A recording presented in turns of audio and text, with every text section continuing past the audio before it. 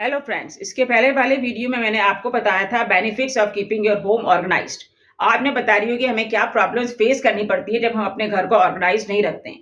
सबसे बड़े तो it increase your stress, anxiety and depression. आप एंजाइटी में चले जाते हो, डिप्रेशन में चले जाते हो, आपका स्ट्रेस लेवल बढ़ जाता है क्योंकि आपके घर इतना मैसी है, इतना क्योस है आपके घर में। तो ये सब चीज़ों को अवॉइड करना है तो ऑर्गेनाइज रखिए। फिर difficulty in focusing the work, किसी भी वर्क पे आप फोकस नहीं कर पाते हो, आपका कंसंट्रेशन लेस हो जाता है और आपकी प्रोडक्टिविटी भी डिक्रीज हो जाती है। आपकी प्रोडक्टिविटी इंक्रीज नहीं होती क्योंकि आपके पास इतना क्योस है, तो आप कंसंट्रेट ही नहीं कर पा रहे हो वर्क पे।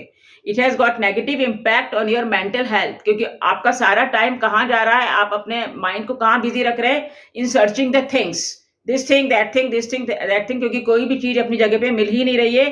तो ऑल द टाइम आपका कहाँ वेस्ट हो रहा है, चीजों को ढूंढने में। और ये टाइम वेस्टर भी हो गया क्योंकि आप पूरा टाइम अपना कहाँ वेस्ट कर रहे हैं, चीजों को ढूंढने में। जो प्रेशियस टाइम आप और कहीं अपना वर्क में कर सकते हैं, उसको आप वेस्ट कर रहे हैं। फिर यह जहाँ पे आप क्योस देखते हैं, तो क्योस देखने से आपके मन में नेगेटिविटी आती है, नेगेटिव वाइब्स होते हैं घर में, नेगेटिव इमोशंस आते हैं। You will not be able to relax physically, mentally आप रिलैक्स नहीं कर पाते हो। फिजिकली आप लेट भी गए, आप चेयर पे बैठ भी गए, तो आप मेंटली रिलैक्स नहीं हो पाते हैं क्योंकि घर इतना डिसऑर्गेनाइज्ड होता है। जो नेगेटिव वाइब्स होते हैं, नेगेटिविटी घर में बढ़ जाती है। और सबसे बड़ी चीज कि आपका डिसीजन मेकिंग पावर भी कम हो जाता है। आपको घर के कोई मेजर डिसीजंस लेना है या छोटी छोटी चीजों की कोई भी डिसीजंस लेना है, आप ले नहीं पाते हो क्योंकि घर में ऑलरेडी इतना क्योस होता है। फिर it has got negative social perception. आपके घर में कोई गेस्ट आते हैं तो आप गेस्ट को प्रॉपर्ली एंटरटेन ही नहीं कर पाते हो, आप शर्मिंदा हो जाते हो क्योंकि आपका घर में इतना क्योस होता है, इतना मैसी होता है। सोफे पे न्यूज़पेपर, बुक्स, चीजें पड़ी रहती है, आपको उनको बिठाने की तक की जगह नहीं होती है। तो आपके घर को आप, क्योंकि आपका घर ऑर्गेनाइज नहीं होता है, तो आपको शर्मिंदगी महसूस होती है। पुअर हाइजीन होती है तो पुअर हेल्थ होती है।